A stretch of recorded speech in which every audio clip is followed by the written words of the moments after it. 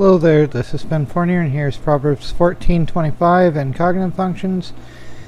Alright, the apostolic Bible polyglot thing is a transliteration of the Septuagint, but it is, I think they add a little bit in the Septuagint, but it's like interesting how the syntax goes. A trustworthy witness shall rescue from evils a soul, or to read it in the syntax there, shall rescue from evils a soul, witness a trustworthy.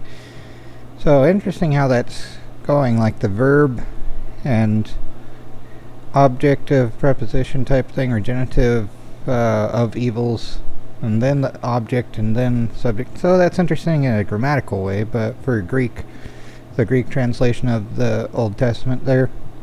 But anyway, it's a true witness delivers souls, but a deceitful witness speaks lies. Excuse me. A true witness delivereth souls, but he that uttereth lies causeth deceit.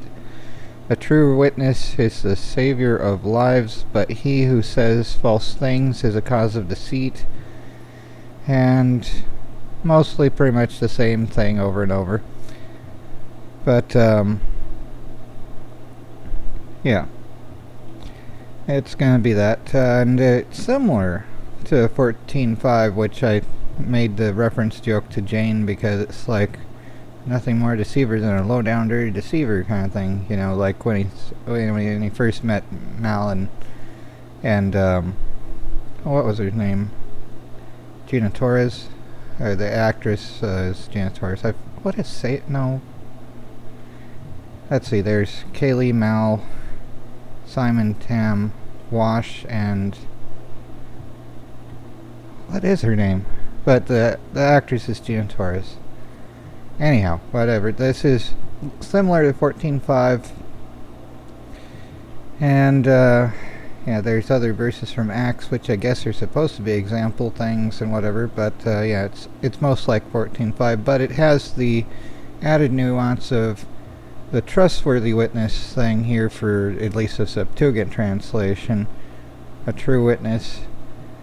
So, and that trust thing is, well,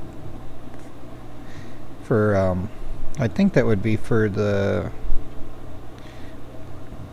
hold on, where's that here?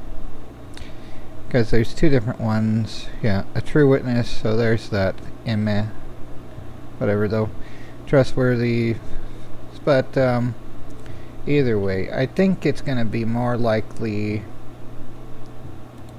SI and NE, since it actually is concerning about the souls being delivered kind of deal. So NE and SI in Hero, and perhaps FI and TE. So it would probably be along the same lines as ISTJ, or at least within that same quadra, if it's like that, having NE valued and being kind of blunt about things. So if it's like that, it's ISTJ. More generally on the topic of lies, though, it's like, you know, the devil's the father of all lies and such like that.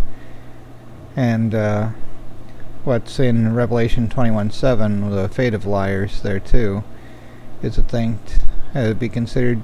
You do have an example of a youthful liar, Rahab, but it's really, you know, do not bear false witness rather than particularly lying, but it is lying in general that's a bad thing too, even if it might be useful. And, you know, let's say if I called myself the Emperor of France, or say the Emperor of Mars, how many would think that's just a joke? Because it really should be. But let's say if I were serious and said, I'm the Emperor of Mars, and now you must say that I am, and you must believe so, or else you are at risk of your livelihood and must starve to death, and all that sort of stuff. That gets to be hilarious in a bad way, in addition to being horrifying. But, you know, making others approve of the lie, that's pretty bad. It's like, schools convincing children to get themselves castrated and other things along those lines, marketing them things that they shouldn't even hear about. So they'll believe into things that'll play into eugenics policies. That's not just lying, that's far worse than lying. Something requiring millstones, perhaps. But, anyway. Lying is bad, and it's certainly not a good thing to do in a courtroom sense, but neither is it in general. You know, for richer or poorer, for better or for worse, or is it for richer, not poorer, for better, not worse, in practice? And what happens in the lake of fire for all liars? Anyway, take care everyone, and try not to go crazy.